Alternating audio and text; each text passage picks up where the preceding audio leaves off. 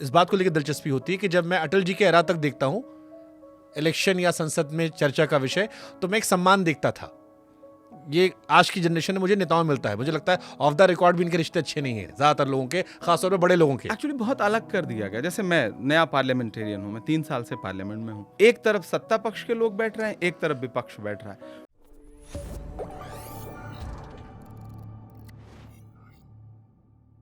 इस बात को लेकर दिलचस्पी होती है कि जब मैं अटल जी के एरा तक देखता हूं इलेक्शन या संसद में चर्चा का विषय, तो मैं एक सम्मान देखता था। मैंने ये सवाल अखिलेश यादव जी से पूछा था कि आपकी शादी में अटल जी आए थे, और आज के दौर में एक बहुत बिलो द बेल्ट खटास चलती है। ये आज की जनरेशन में मुझे नेताओं में मिलता है। मुझे लगता है ऑफ द रिकॉर्ड भी इनके रिश्ते अच्छे नहीं है ज्यादातर लोगों के, खासतौर पर बड़े लोगों के। एक्चुअली बहुत अलग कर दिया गया। जैसे मैं नया पार्लियामेंटेरियन हूँ, मैं 3 साल से पार्लियामेंट में हूँ। मैंने पुरानी पार्लियामेंट में ओथ ली और सेंट्रल हॉल था। सेंट्रल हॉल में क्या भाजपा क्या कांग्रेस किसी भी दल का व्यक्ति जैसे ही हाउस से निकलता था, एक तरफ लोकसभा एक तरफ राज्यसभा, आप आके सेंट्रल हॉल में बैठते थे, दुआ सलाम हो ही जाती थी, चाय साथ में आप पी ही लेते थे, थोड़ी बहुत जान पहचान बातचीत। अब नई पार्लियामेंट बनी तो बिल्कुल कैंटीन अलग, कैंटीन के साथ साथ मतलब कभी आप आइए स्वागत रहेगा आपका, 2 मतलब लाउंज भी बनाए गए, तो 2 बनाए गए। एक तरफ सत्ता पक्ष के लोग बैठ रहे हैं, एक तरफ विपक्ष बैठ रहा है। मिलन मतलब मिलना जुलना हो ही नहीं सकता कि आप बात कर सकें। राज्यसभा की कैंटीन अलग, लोकसभा की कैंटीन अलग, ठीक है। अब राज्यसभा और लोकसभा के 2 अलग लाउंज, एक में सत्ता पक्ष बैठ रहा है, एक में विपक्ष बैठ रहा है। विपक्ष वाला उधर जाने की कोशिश नहीं कर रहा है, उधर वाला इधर आने की कोशिश नहीं कर रहा है। जो जाएगा वो अखोड़ लेगा। ये मतलब आप देखिए ना, सीधे सीधे आपने बांटने की जो कोशिश की कि बैठो ही मत साथ में, नहीं बैठोगे तो जरा सी भी मोहब्बत की कोई गुंजाइश छोड़ो ही मत, जो कुछ है वो बस बांटो बांटो। ये जो हो रहा है ये गलत है ना। ये सरकार ही तो कर रही है, और कौन कर रहा है। भाई कम से कम पार्लियामेंट को इस लायक छोड़ते आपके वहां एक साथ बैठ के बातचीत कर लेते, थोड़ी सहजता तो रहती। तो आपको लगता है ये भी इंटेंशनली डिजाइन किया बिल्कुल किया गया है। मैं तो ये बात कहता हूं, और मुझे तो लगता है कि कभी भी जब सरकार बदले तो मैं तो अपने नेताओं से रिक्वेस्ट करूंगा, उस दौर के मौजूदा प्रधानमंत्री से रिक्वेस्ट करूंगा कि पार्लियामेंट को फिर पुरानी पार्लियामेंट में ले चलिए, यहाँ ऑफिसेस शिफ्ट कर दीजिए। क्योंकि जो रंगत और जो विरासत अभी भी, आप चले जाइए एक निष्पक्ष पत्रकार के तौर पे, दोनों बिल्डिंग्स को आप गौर करके देख लीजिए, आपको भी लगेगा कि यार पार्लियामेंट तो वही है। आप तो ऑस्ट्रेलिया में जीते हैं, आप मतलब पुरानी चीजों से मोहब्बत है आपको। हम लोगों को अभी भी सेंट्रल हॉल में जाके बैठ के ज्यादा मजा आता है, लगता है कि यार ठीक है। वो आपको लगता है ना कि यहाँ खड़े होकर के संविधान सभा पे डिबेट हुई थी, यहाँ संविधान बना था, यहाँ ये खड़े, जो विरासत थी ना, आप उसको क्यों मिटा देना चाहते हो। तो बट वो अब जो अपग्रेड होने की बात आती है कि वहाँ व्यवस्थाएं कम थी, सिक्योरिटी पर्पस अलग था। नहीं, प्रांगण एक ही है, परिसर एक ही है, टेक्नोलॉजी तो बदली होगी। मतलब सिक्योरिटी फीचर क्या, सिक्योरिटी फीचर आप मतलब पार्लियामेंट पे आप एक सत्र चलाने में करोड़ रुपए खर्च कर रहे हैं, आप अपग्रेड नहीं कर सकते थे। ये तो जबरदस्ती का। तो आपको लग रहा है कि वो नई हिस्ट्री लिखने के लिए ऐसा किया गया। मतलब नई हिस्ट्री लिखने से ज्यादा पुरानी हिस्ट्री को मिटाना, मतलब 2 चीजें होती हैं। आप नई हिस्ट्री लिखिए, नए शहर बसाइए ना, कौन मना कर रहा है, अच्छे शहर बसाइए ना। चंडीगढ़ बसाया कांग्रेस शासित प्रधानमंत्रियों ने, मुख्यमंत्रियों ने, आप चंडीगढ़ से खूबसूरत एक शहर बसा दीजिए। इलाहाबाद था, आप एक और खूबसूरत अड़ोस पड़ोस में कोई और खूबसूरत शहर बसा देते। लेकिन अच्छा, ये नाम बदलने का जो ट्रेंड है, इसी पे मैं सवाल पूछता हूं, नाम पे।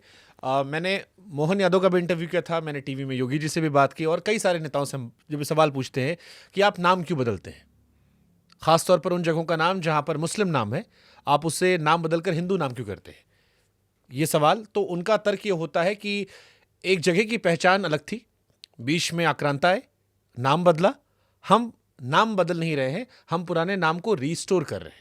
जैसे इलाहाबाद को लेकर वो प्रयाग था, पुराने लोगों से मिलिए तो कहते हैं कि वो प्रयाग था। प्रयाग तो था ही, मैंने तो कहा ना, प्रयाग स्टेशन आज भी है।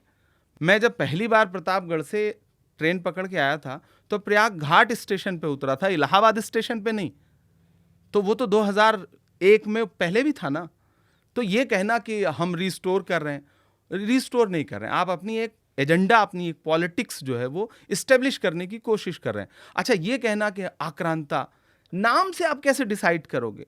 जैसे एक नाम पे बहुत विवाद हुआ ना, औरंगजेब नाम पे। औरंगजेब नाम का एक सैनिक, भारतीय सेना का सैनिक, आतंकवादियों से लड़ते हुए 4 आतंकवादियों को मार करके शहीद हो जाता है। तो अब कश्मीर सिर्फ में। इसलिए उसके परिवार मतलब उसको राष्ट्रपति पदक मिलता है, तो आप क्या करेंगे? उसका नाम आपको सूट नहीं करता, तो आप जो है वो भारतीय सेना के औरंगजेब नाम के उस बहादुर सिपाही को क्या करेंगे? आप खारिज कर देंगे। ये सोच, मुझे लगता है इस सोच का कोई हासिल नहीं। कागज की एक नाव अगर पार हो गई, इसमें समंदरों की कहां हार हो गई? ठीक है, तो ये जो रिस्टोरेशन वाला पॉइंट आपको नहीं वैलिड लगता? क्योंकि ये सबने कहा है, योगी जी से लेकर जितने भी नाम जो चेंजेस हो रहे हैं, वो सिर्फ ये कह रहे हैं कि जैसे हम फ्यूचर जनरेशन सोच रहे हैं। आज की जनरेशन को दिक्कत, जैसे आज आप इलाहाबाद वाले हो, बट कल को आपकी 2 पीढ़ियां जब पैदा होंगी तो वो प्रयागराज से वाकिफ होंगी, वो भूल जाएंगे कि इलाहाबाद था, यही पहले हुआ, यही आगे हो जाएगा। तो वो बात कह रहे यही हैं हो कि रही है ना कि आप उस पहचान को मिटा देना चाहते हो। हाँ, वो क्यों? कह रहे हैं मुझे उनका नहीं तर्क है लगता। कि हम रिस्टोर कर रहे हैं, अब आप जो हमारे पुरखों की थी हम उसे आने वाली पीढ़ियों को दे रहे हैं, हमारी पीढ़ी में हम बदल दे रहे हैं। मतलब जो इलाहाबाद में जितने स्वतंत्रता संग्राम सेनानी थे, जिन्होंने वहां रह करके, लाल पदमधर ने इलाहाबाद विश्वविद्यालय का गेट तोड़ करके अंग्रेजों के खिलाफ बगावत का बिगुल फूंका, वो सब आपके पुरखे नहीं थे? मैं इस तरफ पे आपको समझना चाह रहा हूँ आपसे। मैं मुझे लगता है ना कि आप, इसका मतलब आप उनको अपना पुरखा नहीं मानते। आप चंद्रशेखर आजाद, भगत सिंह, अशफाक उल्ला खान, राजगुरु, या फिर फिरोज गांधी, मोतीलाल नेहरू, मुझे खुशी है पंडित जवाहरलाल फिरोज नेहरू, गांधी का जिक्र किया आपने, इंदिरा गांधी, आप इन सबको अपना पुरखा नहीं मानते। बट वो तो मौलाना शहर का आजाद को आप अपना वो तो पुरखा नहीं शहर का मानते। नाम है ना, शहर के नाम की बात नहीं, कर। मतलब यादें तो उसी से जुड़ी हुई है ना। उन्होंने तो उनका सारा स्वतंत्रता संग्राम आप क्या करोगे? अकबर इलाहाबादी को अकबर प्रयागराजी कर दोगे? कैसे कर दोगे? ठीक है, वेल सेड। पुराने जमाने में लोग ज्यादा मेहनती थे? अलग तरह की मेहनत थी। अब आप 10 भाई बहन हैं इसलिए पूछ रहा हूं। रिसोर्सेज कम थे। नहीं, आप उसको मेहनत से क्यों जोड़ते हैं? नहीं, पुराने जमाने में लोग बच्चे कुछ ज्यादा लोग, होते थे। मुझे लगता है कुछ लोग बहुत मेहनत करते हैं। जैसे मेरे बाबा ये जी, तो प्रकृति प्रदत्त है। मेरे बाबा जी के भी 10 बच्चे थे। तो मैं इसको कहीं और नहीं कोट कर रहा हूँ। अब ये तो, अब बाबा जी पता नहीं है या नहीं, बाबा जी बता सकते हैं। और मैं कम से कम अपने पिता से पूछने का ये साहस नहीं रखता। और पुराने ज़माने में तमाम परिवार ऐसे हैं, क्या हिंदू क्या मुसलमान। देखिए, मैंने हमेशा ये बात, मैंने इसलिए हमेशा खुद ही कोट कर दिया। आप गोंडा से हो, मैं प्रतापगढ़ से हूँ। पहले होता क्या था ना कि आपकी ज़मीनें हैं, आपका घर बार है, तो आपको परिवार में ज़्यादा लोग चाहिए थे। असुरक्षा का भाव था लोगों में, और लोग मतलब सोचते थे कि जी खा लेंगे। अभी ये है ना, आप डरे हुए हैं, कंपटीशन भी था। आप एकाकी परिवार चाहिए आपको। कंपटीशन भी था कि फलानवा छा है। हाँ, ये होता ही था कि मतलब एक मर्दानी को भी टैगलाइन थी कि उनके 4 बेटवा हैं तो हमारे जो है 3-4 बेटवा हो चाहिए, 5 बेटवा हो चाहिए। तो 2 लड़के हैं। तो अवध का एक सामान्य अवध नहीं, मुझे लगता है पूरा पूर्वांचल, बिहार, ये सब इसी जोन से निकले हुए तो ये राज्य हैं। तो सवाल मेरा इसी था कि 10 भाई बहन जब हों तो आदमी बचपना कैसा होता है? मुझे लगता है बहुत सौभाग्यशाली है वो व्यक्ति जिसके बहनें 2-4 हैं, जिसके परिवार में भाई हैं, छोटे या बड़े। उसकी परवरिश का एक अलग रंग है, उसको एक अलग ताकत है। मेरे ऐसे तमाम दोस्त हैं जो अकेले हैं, आप उनकी पीड़ा को उनके साथ बैठ के शेयर करिए। और ये जो भाजपा का बनाया हुआ नैरेटिव है ना, जनसंख्या, चाइना की जनसंख्या तो आपसे ज्यादा है ना। अरे आप छोड़िए भाजपा आप जनसंख्या का सदुपयोग करिए ना। आप भाजपा छोड़िए। अभी उमा भारती जी का मैंने इंटरव्यू किया, उन्होंने कहा कि मेरी बड़ी वाली बहन और मुझ में 25 साल का अंतर है।